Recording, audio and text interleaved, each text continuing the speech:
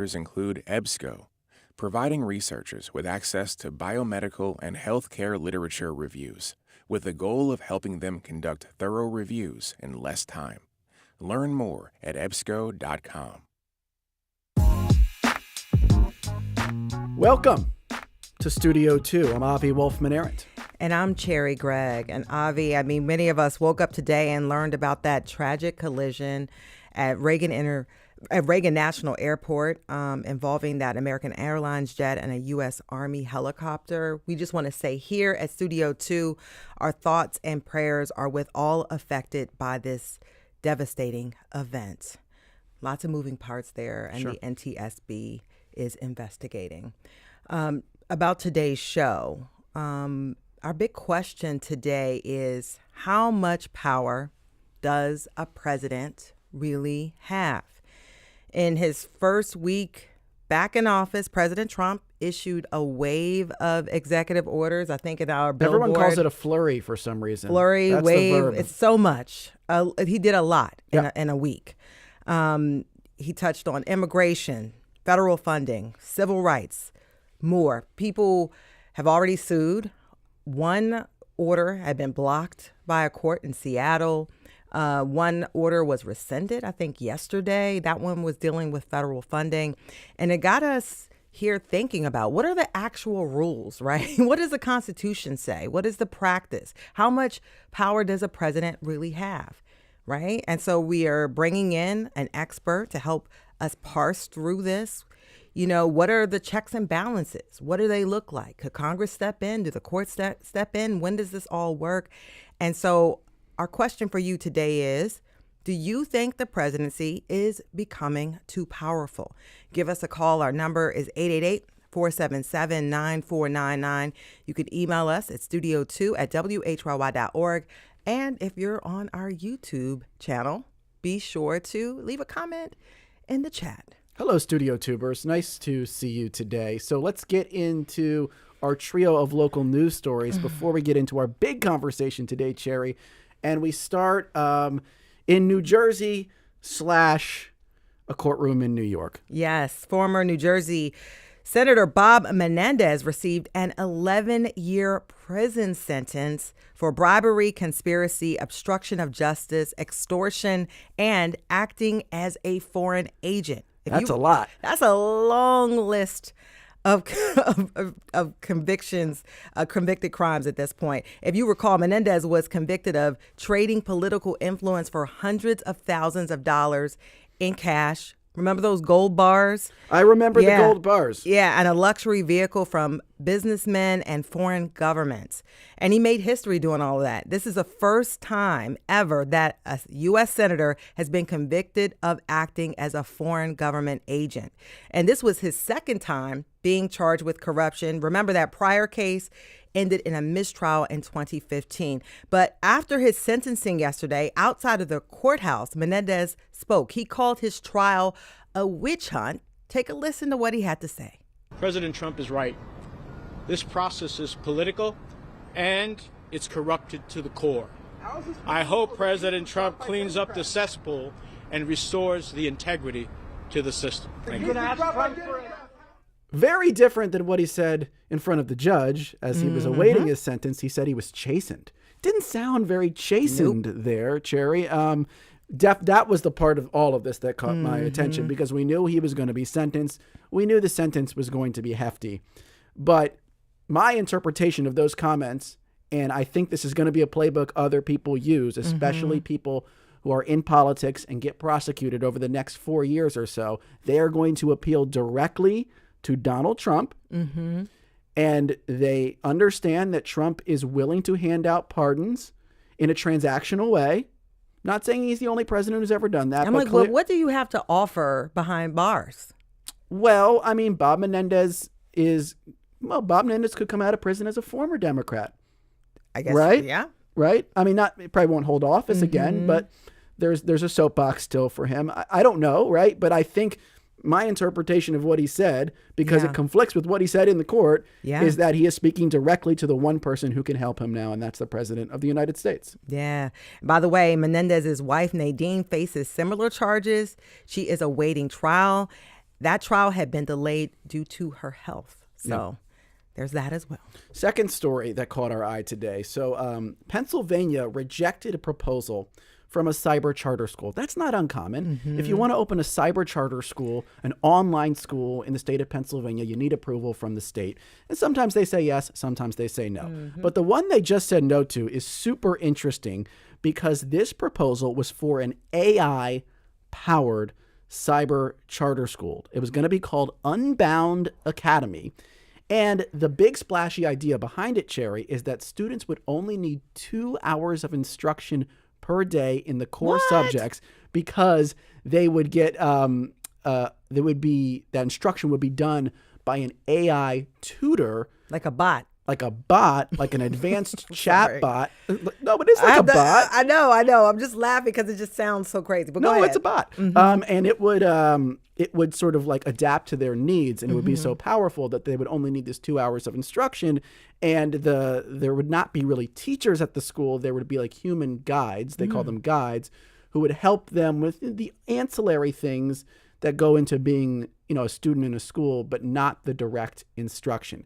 This did not pass muster. However, the company that's behind this is using its technology in places like Texas and Florida and perhaps soon California and Arizona. So not happening in PA, but it is happening. And this could be the wave of the future in education. And I know when we heard this, we both thought, is this a real thing? And then we I heard that other... I didn't doubt it. I was like, what? I know I thought, was it a thing? Replace doubt it. teachers with chatbots and kids only have guides. Well, to me, when I read the article in Spotlight PA, I thought money grab, because there was some conflicts of interest there between the I guess the founder of the charter school and folks making the money, the AI, and so the millions of dollars was going to go into friends or family members of the charter school. But also, to me, I just remember being, during the pandemic, kids didn't do well with online learning, and outcomes show that it's far worse than if you were in a brick and mortar. So it just... Well, cyber schools in general have poorer outcomes than brick and mortar schools.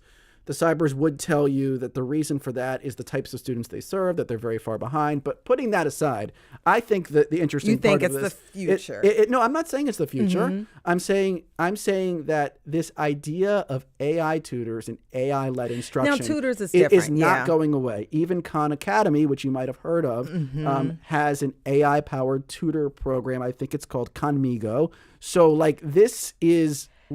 whether you like Tutor it or not, might be okay, but full class, I don't know. We'll see.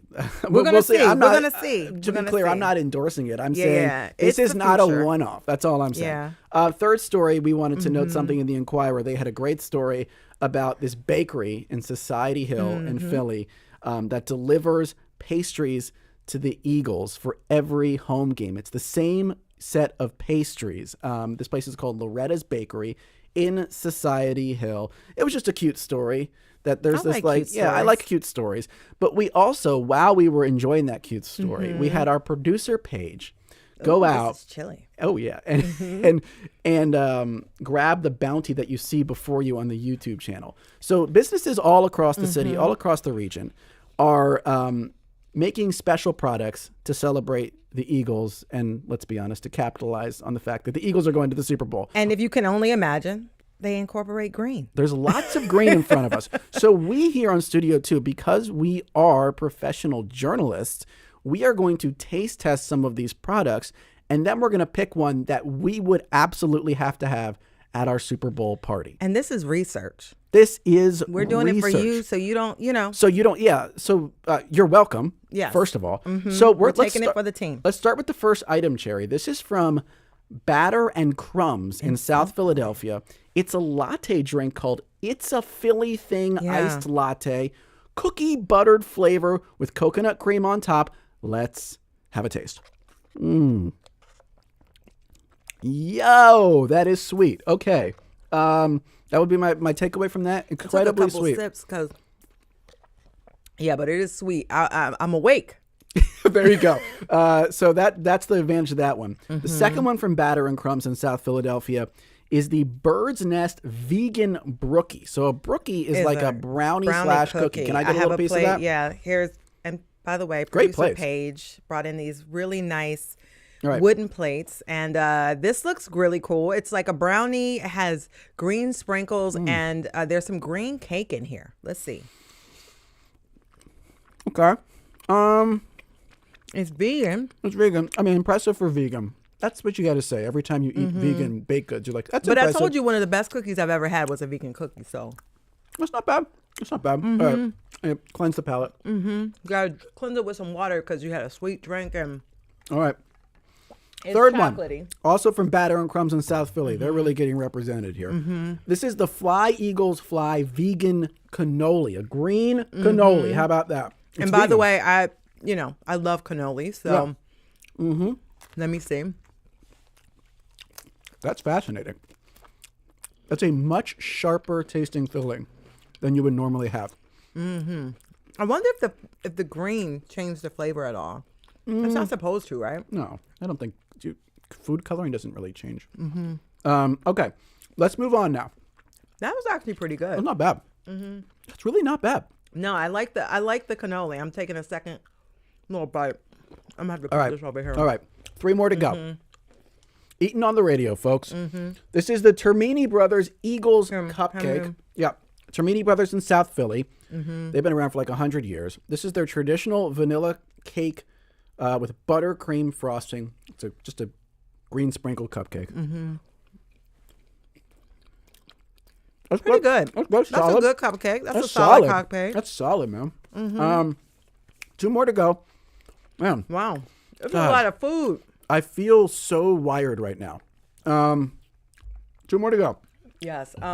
This is the best decorated one. This is famous 4th Street, right there, 4th and probably Bainbridge. They have these cookies, limited edition player cookies, where they have like the player's number and name on them. It's a black and white cookie essentially. I got a Saquon Barkley, And I have the AJ Brown, number 11. number 11. Should we take? It has a little football on it. It's cute. Cheers. Cheers. So I'm just gonna break a piece off and see how that does. Okay. This is a really thick cookie, Oh, this and it's is almost like a cake. This is a great cookie. So far, this is one of my favorite things. I think my favorite. This is good. All right, last one. This is the Mueller Chocolate Company Eagles chocolate covered tasty cake. We can show you them. This is the big one. It has but sprinkles on it. just has green sprinkles on it, basically. All right, let's try it. Tastes like a tasty cake.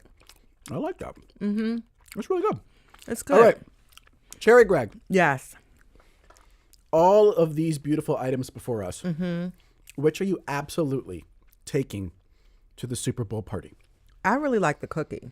You're taking the cookie. And I was biased towards cannolis, but the cookie is really good. It's almost like a cake cookie. And that you get to have your favorite players' names and everything on there. How about you, Avi Wolfman Arentz? This is the toughest decision I've ever made.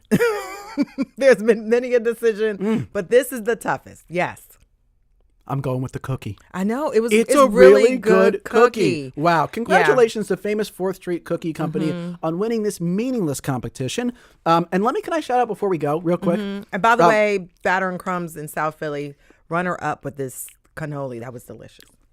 Before we go, I just want to shout out, there's a coffee shop in my neighborhood called Reanimator Coffee. They have a special blend available right now called Rusher's Roast with Saquon Barkley's picture on the front. And the reason I'm shouting them out is because the proceeds from the sales of that roast go to the school district of Philadelphia. Oh, you gotta so help here the we are kids. stuffing our faces, helping ourselves. Why don't you help someone else out? Yeah. And pick out the Rusher's Roast from Reanimator. So that's it, folks. We have sampled all of them. Get the cookie, maybe get the coffee, maybe get the vegan cannoli It was delicious. if you're vegan. And And don't maybe, forget a tasty cake. and that wasn't bad either. And maybe also stick with Studio 2 for a Definitely stick with wide-ranging Studio 2.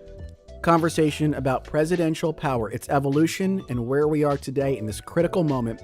We want your thoughts. Do you think the presidency is becoming too powerful? Give us a call, 888-477-9499, Studio 2 at WHYY.org. And Lord, get me something savory. Do you you love your job? Do you feel like you work too hard? Do you think your coworkers are slackers? Are you looking for that elusive work-life balance? I'm Marty Moscowane, and Friday on The Connection, how to find satisfaction from your job, how the pandemic has changed the world of work, how to root out the demons that undermine you at work. The Connection, Friday at noon on WHYY and wherever you get your podcasts. Supporting WHYY Art and Theater Company, presenting the world premiere of Holy Grail of Memphis by Michael Hollinger. Newton Stover II's discovery of long-lost blues recordings launches him on a journey to rebuild his granddaddy's music studio and his own life. But time and money are running out fast, and the ghosts of the past and an unexpected stranger keep showing up. This heartfelt and hilarious new play runs now through February 23rd. For tickets and to learn more, artandtheater.org.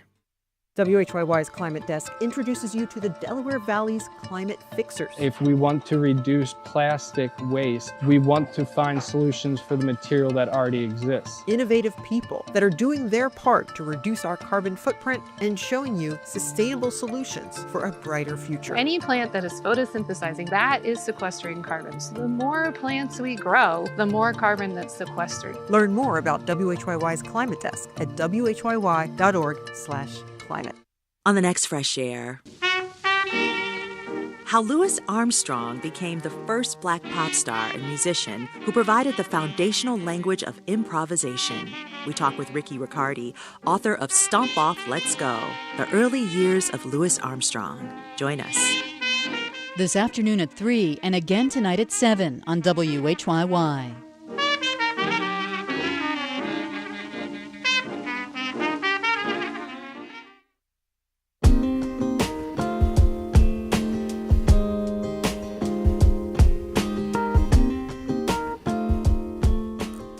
And welcome back to Studio 2. I'm Avi Wolfman-Arent. And I'm Cherry Gregg.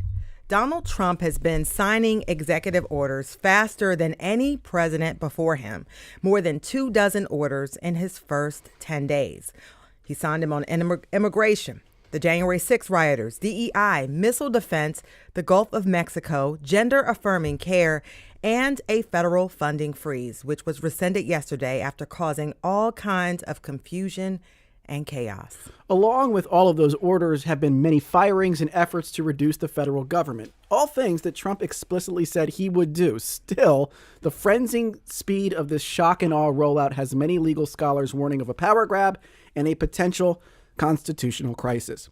Trump appears to be testing the limits of his authority. Will the other co-equal branches keep him in check? Or is this the next phase of presidential power? And joining us to explore this issue of expanding presidential authority and what it means for our democracy is Claire Finkelstein, professor of law and philosophy and director of the Center for Ethics and the Rule of Law at the University of Pennsylvania. Claire, welcome to Studio 2. Thanks so much for having me. And our question for you, our listeners, today is, do you think the presidency has become too powerful? Which of the executive orders worries you the most? Call us, 888-477-9499. You can also email studio2@whyy.org. And for all our Studio Tubers watching on YouTube, be sure to leave your question or comment in the chat. I wanted to actually pose one of those questions to you, Claire Finkelstein. When you look at all the orders that have been signed so far, what's the one that kind of made your eyes pop? There's so many that it's hard to pick and choose, but let's start with establishing and implementing the President's Department of Government Efficiency, or DOGE. Okay, so we have the Office of Management and Budget, which has historically been the agency that is charged with looking at government efficiency. And instead, we now have the creation of another entity, which is sort of like a shadow OMB. And one of the things that we saw in this focus on government efficiency was that the president ordered cut all federal funding to be paid out. Now, that's since been reversed, been frozen by a district court, and then the government walked that back. But it's rather extraordinary to think that you can just halt all government expenditures with regard to federal grants, having suddenly students at University of Pennsylvania, where I teach, suddenly out of summer jobs, having all sorts of federal research grants having to do with medical advancement, and it goes on, because they are searching for anything that might contradict their attempts to do away with diversity, equity, and inclusion. So, but constitutionally, what's so extraordinary about that? I understand how the effect is extraordinary, but from a constitutional law perspective, why is that the one that made you go, whoa? So we have a system of government in which we have 3 branches of the federal government. This goes back to very basic civics. Do the basics, yes. And we know that Congress is responsible first and foremost for appropriations. What that means is spending. Yeah. So Congress decides what to spend on what for the federal government. Presidents, everybody has to go to Congress when they want to spend money. And the reverse of that is that once Congress decides to fund certain programs, decides to release funds to the executive branch and to executive branch agencies, that money has to be spent as intended. Yeah. So it goes to the basic separation of powers when you have the executive branch refusing to spend money that Congress has authorized, and really says, a lot of shifting landscape with regard to the relationship between Congress and the president that's been happening over the course of many, many years has reached a point, a zenith, where we even see the president intruding on traditional appropriations powers of Congress. And so I just want everybody to get on the same page and go back to Article 2. There's the enumeration of the executive powers. What exactly can a president do or should be doing? And then sort of where is that red line? And one of those red lines is spending. That's right. Well, what's tricky about Article 2 is that most of the powers, not all of them, but most of the powers in Article 2 are implied powers, very, very broad phrases like the vesting clause or the commander-in-chief clause, where the Constitution doesn't say exactly what presidents can do. So a lot of this has been left to interpretation over the years, and there are different theories about how to interpret those clauses and how to understand presidential power.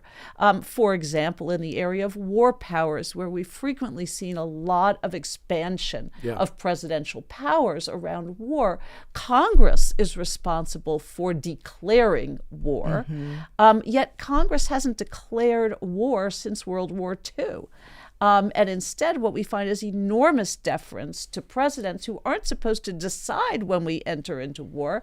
They're just supposed to execute the war once Congress has decided. And so when we think about this, how has that been trending over the years? Because, I've been doing some research for this discussion, and, in the 1800s, the president didn't have as much power as they do today. So what has that trend looked like? We see an enormous expansion of presidential war powers. There was a marked increase in this after 9/11, where we saw a huge change in the nature of presidential authority and the president receiving from Congress basically a blank check. Instead of a declaration of war, Congress passed in 2001 the AUMF, the Authorization for the Use of Military Force, which is still with us today. But it was basically a blank check for President Bush to wage war in Afghanistan. But have we seen other areas, though, of presidential power? And we have seen that. So what we've seen over the years, and one could really go back to the Vietnam War with Nixon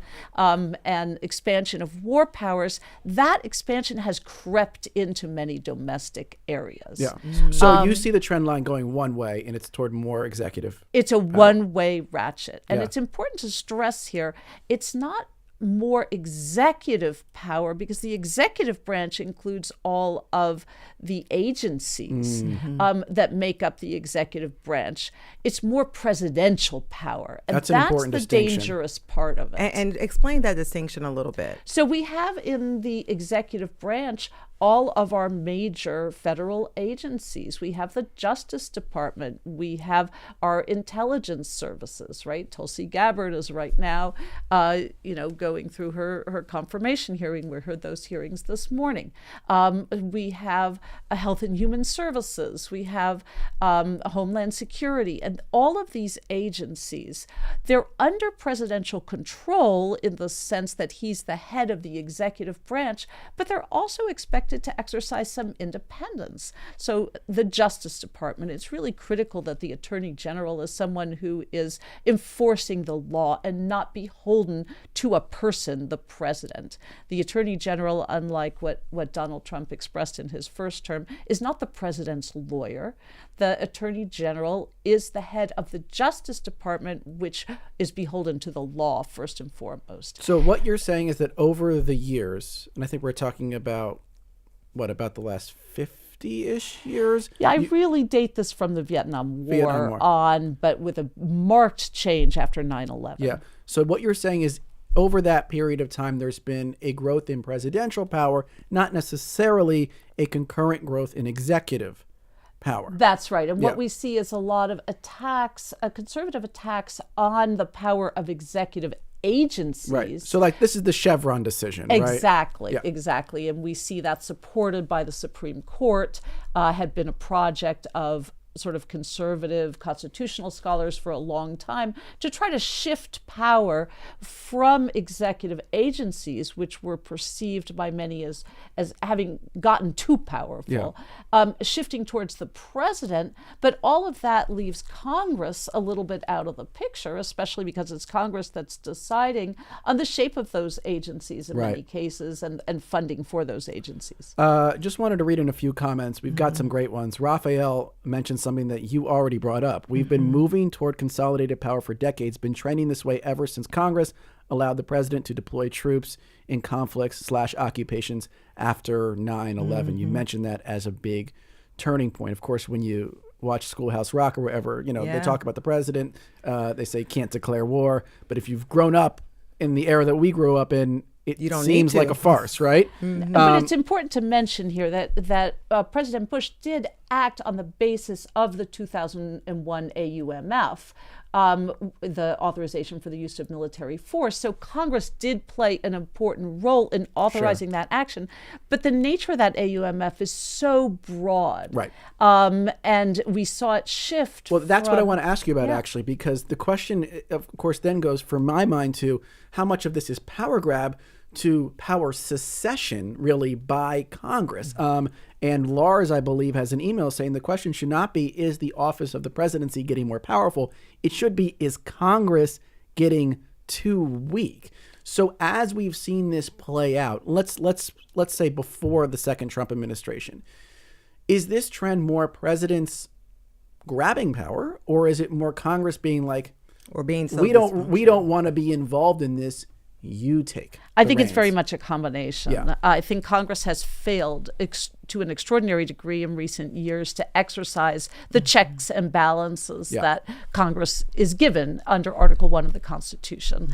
And so we see, in the failure to declare war and in giving presidents such broad authority to decide when we go to war. Another example is the declaration of emergencies. We have the National Emergencies Act, which came about after President Nixon in the 1970s, and there was an idea that act would somehow restrict presidents from playing games with emergency powers, but in fact the opposite has happened, and it's become a basis for presidents to play fast and loose with the declaration of emergencies. And I'll give you one example from the first Trump administration, when President Trump went to Congress and said, I want money to build a wall. And Nancy Pelosi, led by Nancy Pelosi, Congress said, no, we'll give you some money to build part of a fence, Right. right? Not a whole wall. And what did President Trump do in the face of that? Because he had not unleashed the funds from Congress that he wanted to, he declared a state of emergency on the southern border, which we now have again, in order to unleash funds to accomplish the aim of building a wall. And so that's an example of how presidents can do an end run around Congress. Did Congress stand up on its hind legs and said, no, wait a second, we told you no wall? Not really. Yeah. Yeah. And I want to remind our listeners, our question for you is, do you think the presidency has become too powerful? And which of the executive orders worry you the most? You can call us 888-477-9499. You can also email studio2@whyy.org. And for those of you watching on YouTube, be sure to leave your question or comment in the chat. I want to read a couple comments. We have Matt from Norristown who says, there has always been this tension between the executive branch and the legislative branch. The only difference now is that members of Congress are afraid of them. So they basically go along and don't exert congressional authority. This is going to set a precedent, a bad precedent. I wanted to ask you, because this isn't the first time we've seen, a dysfunctional Congress. The issue of immigration has been pending for decades at this point. Congress has been unable to solve that problem. And during the Obama administration, Obama used executive orders to put down DACA and selectively decided that his administration would not, enforce immigration laws against dreamers. Does the president typically have the power to decide when to enforce the laws of Congress or not?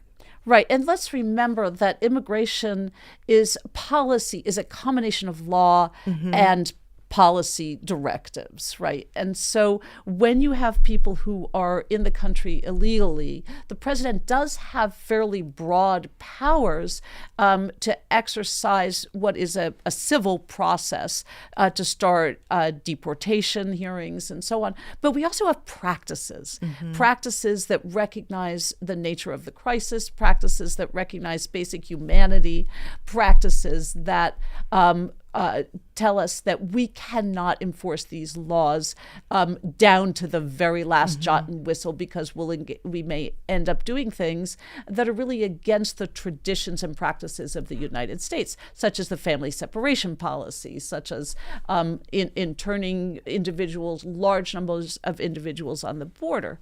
One of the things that really concerns me in identifying recent executive orders is the role of the military in now trying to ramp up these deportation efforts, because we also have traditions there, and we have laws that say that the military should not be involved in domestic civil law enforcement. And so So how is that different than, to say, the like the National Guard being brought into Wilmington, Delaware with the civil unrest following the assassination of Dr. King? Because I think what people remember these examples. The National Guard's been here in Philadelphia and pretty recently. How is that different? What we're seeing now, or what's being proposed now, how is it different than what we've seen in the past? Right. So National Guard is one big exception to this, but traditionally National Guard is called out to help with disasters, Hurricane Katrina and so on, fires. Now, sometimes the National Guard is called out, usually by the governor of the various states, to help with civil unrest. But most of the time, it's really a state initiative. It's state and local authorities. The president has the power to federalize the National Guard, which is to call them into federal service and override a governor. But it's very debated whether or not the president can send in troops over the vociferous objections of a governor, because the National Guard, the head of the National Guard, is appointed both in a state and in a federal capacity. So he or she holds a dual role. Interesting. This recent executive order clarifying the military's role in protecting the territorial integrity of the United States that sent about 1,500 troops or more down to the southern border. We're not talking National Guard here. Yeah. We're talking NORTHCOM. That is a very, very rare move. It likely would not or could not have happened without the declaration of a state of emergency. And that goes back to these broad presidential powers that we were talking about, where we were discussing the commander-in-chief clause. What really is contained within that clause, and who serves, or where are the guardrails on the exercise of the commander-in-chief clause? I want chief powers. I want to read this comment from Victor from Philadelphia, who says, I guess Trump is making it a little unclear to me what power a president actually has versus what power a president thinks they have. He's making some moves that are obviously being challenged as illegal, and the Supreme Court, of course, favors him. We're about to go to a break in about a minute and a half, but I mean, I'm thinking to myself, this is a president who wants to exercise the full availability of power of the executive, but he also has a GOP-controlled Congress, even though it's a tight situation there, GOP-controlled Senate, and a 6-3 conservative majority court. What kind of power will that look like? Well, and one of the most important things to mention here, since you mentioned the court, is the immunity decision. Yes. And I submitted a brief with 14 national security professionals, very senior professionals, for that case, saying that we are concerned about the impact of immunity on the chain of command. And it's presumed immunity for official acts, right? Is that basically where it came down? That's right. So it doesn't cover personal acts, but when the president is acting in his capacity as commander-in-chief, you can bet that those are going to be official acts. Right. So what happens if he issues an order that really violates what's called posse comitatus, which is the rule that says the military can't be used for civil law enforcement purposes, right? Now, posse comitatus is a criminal statute, right? It has criminal penalties, but I don't think, and probably this may have been true even before the immunity decision, that no court is going to say, the president is criminally liable for violating the Posse Comitatus Act, but especially in light of the immunity decision. And so we're going to have to ask on the other side of this break, what kind of checks exist when you basically have all the branches of government sort of in alignment? What does a check look like? And also, are we running up on a constitutional crisis? What does that mean? We'll talk about that on the other side of this break. Our question for you is, do you think the presidency has become too powerful? Our number is 888-477-9499. The email is studio2@whyy.org. We'll be right back.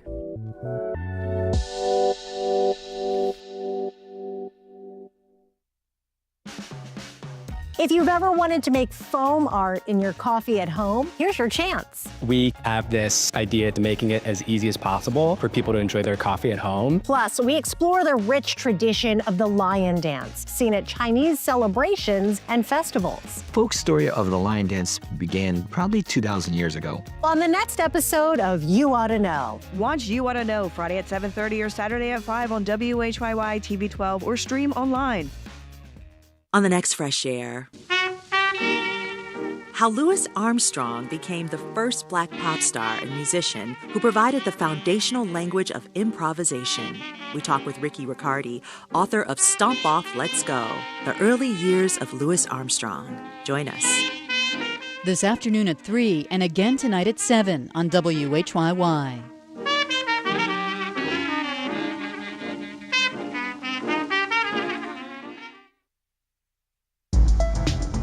I'm Scott Tong.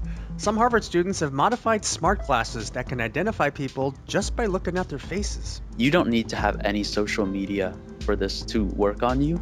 All you need to have ever happened is someone posted a picture of your face with your name tied to it online. We'll discuss privacy questions next time here and now. Weekdays at 1 on WHYY.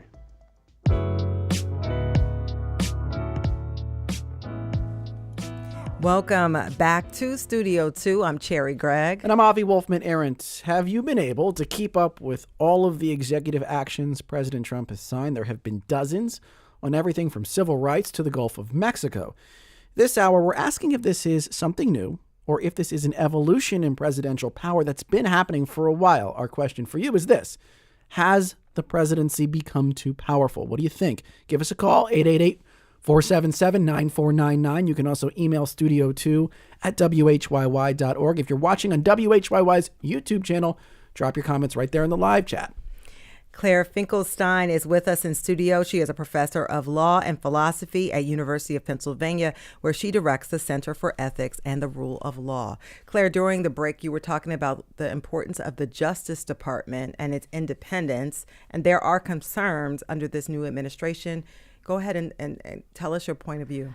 Well, so we have checks and balances not only between Congress and the president or between the courts and the other branches, but informal checks and balances within the executive branch. And one of the most important of those is the Attorney General and the Justice Department. It's so critical that the Attorney General is able to make prosecutorial decisions or to advance a rule of law agenda without interference from the White House. And this has been a subject that's been much discussed for many, many years. And the Justice Department after Nixon really went through a major overhaul to try to put ethics firmly at the center of its operations and to establish that tradition of independence, to try to protect it and cement it. One of the things that President Trump has done since he arrived in office is to exercise one of the few enumerated powers in Article 2, which is the pardon power. And so he has pardoned dozens and dozens of January 6th rioters who attacked the Capitol building on January 6, 2021. And that put years of work on the part of the Justice Department. It ended that work and that judgment on the part of the Justice Department that these individuals had violated the law and that they needed to be prosecuted for their crimes. Now, the pardon power is a firmly established power. There's no gainsaying that, and the president is able to make those judgment calls. But a tradition of respect for the Justice Department would say, we're not going to come in and do this in this broad, sweeping way, because the Justice Department has judged that it's really critical to use its prosecutorial powers to make the nation safer against that kind of attack. Some comments here from YouTube. Lee says the president should be made to make proposals to Congress showing his thinking on the way to a best practice like in any large organization. All the brain power should be brought to bear. ABCDEFG says, I didn't have any issues with presidential powers when Biden was in office. And Quantum Fish 1999 with a similar comment. It's not too powerful. The current person has too much power. So where is the break between what Biden did, what Obama did, what past Democrats have done, and what Trump is doing right now? What is the fundamental difference? I think it's important to say first that there are a lot of commonalities. So that presidential power has been expanding for years and years and years. And that includes instances that we can point to under Obama, under Biden, right? Let's remember that the President Biden pardoned his own son. Right. So, and that was widely regarded as an abuse of the pardon power.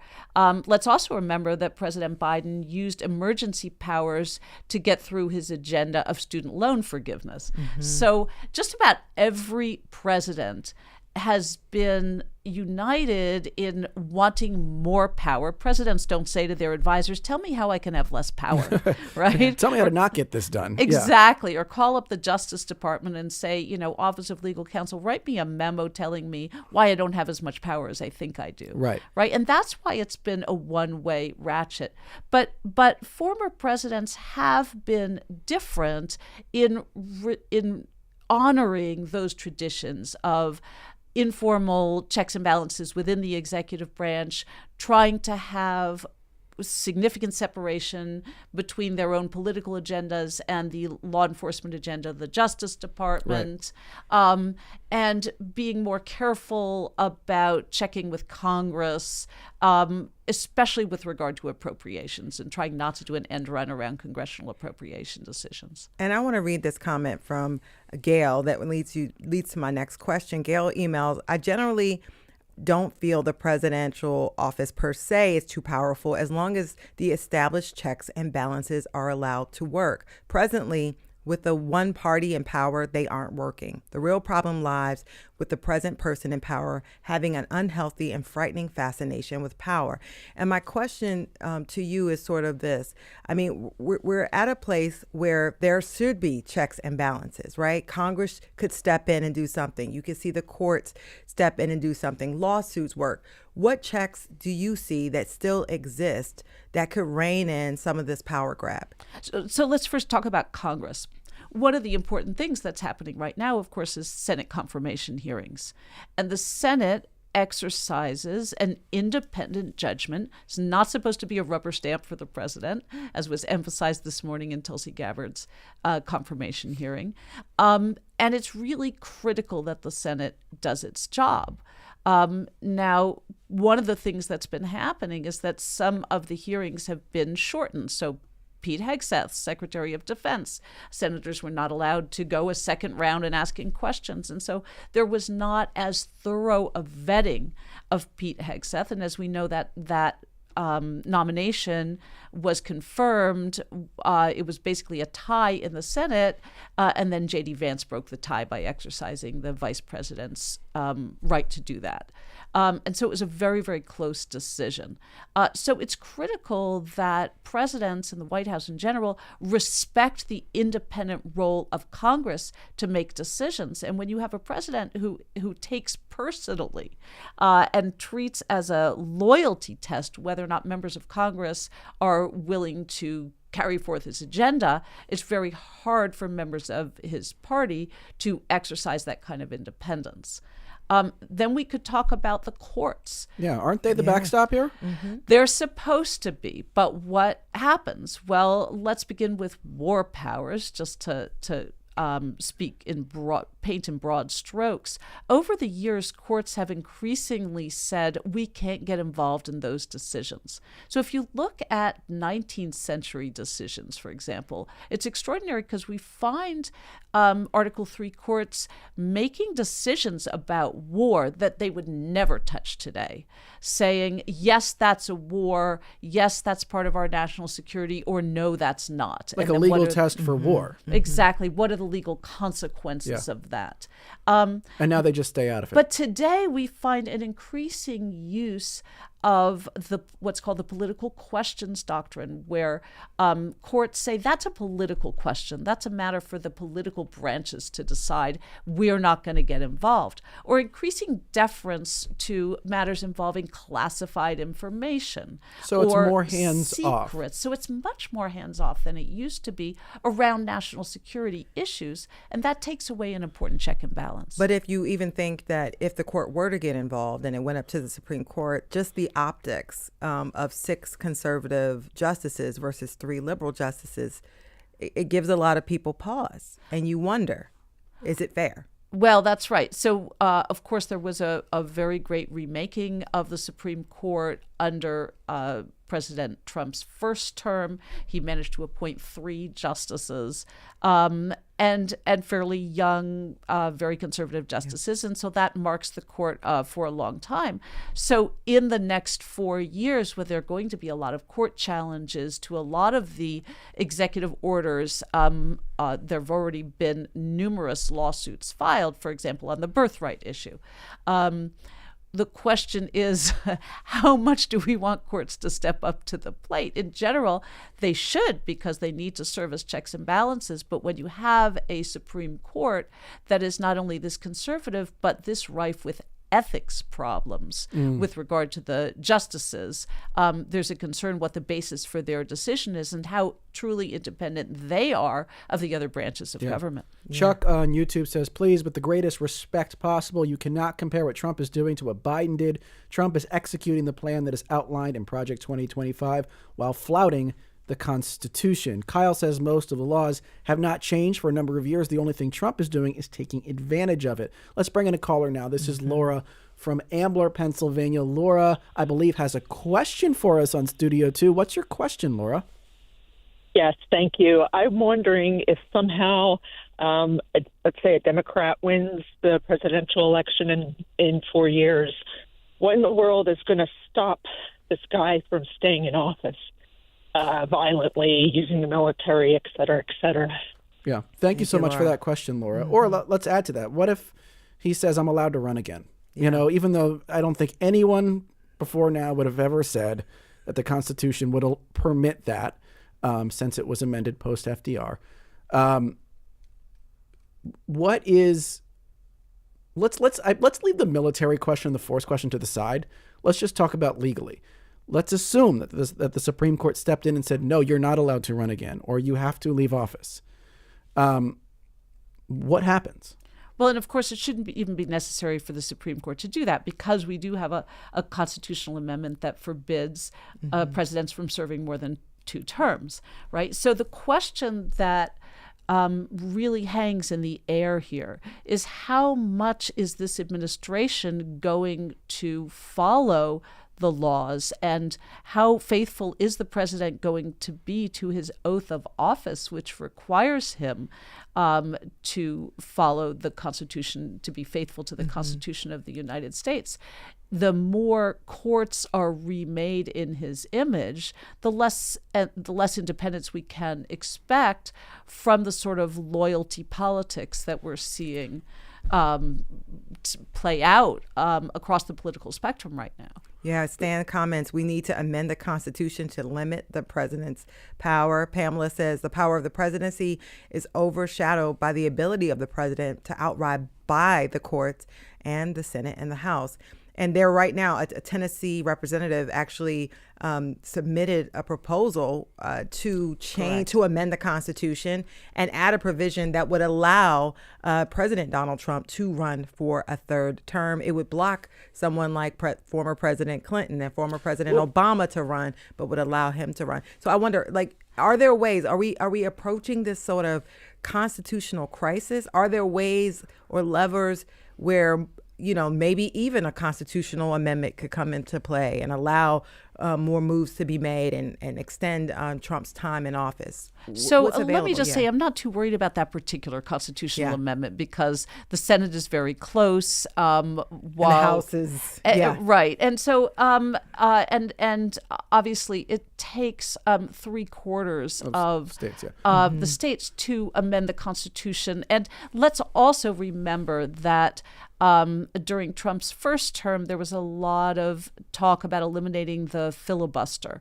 in the Senate, but we still have the filibuster. Yeah, right? People won't go all the way there. Exactly. Yeah. So I think it's very, very unlikely that that's going to happen. So I think the question, as far as the rule of law is concerned, lies in ambiguous laws that require interpretation, and how faithful we're going to be in using the traditions and the fidelity to the rule of law to interpret laws that require interpretation, and constitutional provisions that require interpretation, and then how much law reform under the constitutional level with regard to ordinary legislation we're going to see, and then challenges to the constitutionality of some of those laws in the courts, and how much the courts are going to hold the guardrails in place with regard to that sort of those grayer areas.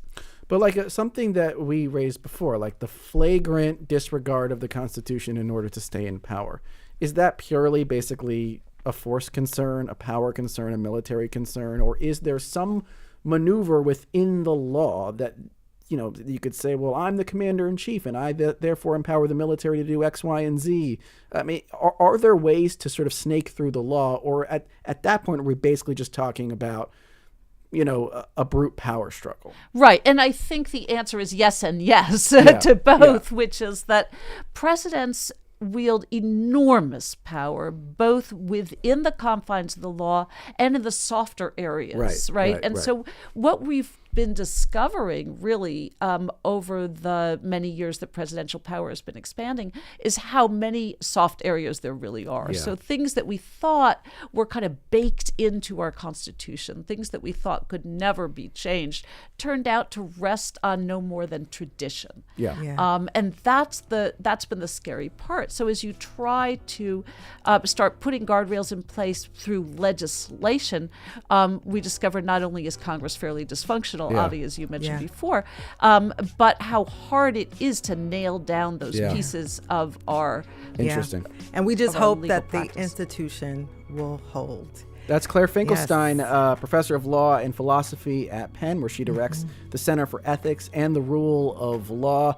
Thank you so much for your expertise today on Studio 2. Thanks for having me, Avi and Cherry. Yes, and thank you to our producer team, Debbie Builder, Paige Murray Bessler, and Andreas Copes. Thanks to Mike Schiffler, our visual producer, and to Al Banks and Tina Calicay, who engineered today's show. Our executive producer is Kevin McCory. Joan Isabella is WHYY's audio general manager. From Studio 2 at WHYY in Philadelphia, I'm Cherry Gregg. I'm Avi Wolfman-Arent. We will talk to you next week. Tomorrow is Friday, which means there will be a Studio 2 Extra in your podcast feed. Aminata C came to Philadelphia when she was 21. She spoke no English and had no formal education. Now she's a University of Pennsylvania alum and a U.S. diplomat. I got to talk to her about resilience and her new memoir titled Destined. That's tomorrow's Extra. We are destined to be back on Tuesday with another week of Studio 2. Up next on WHYY, it's Here and Now.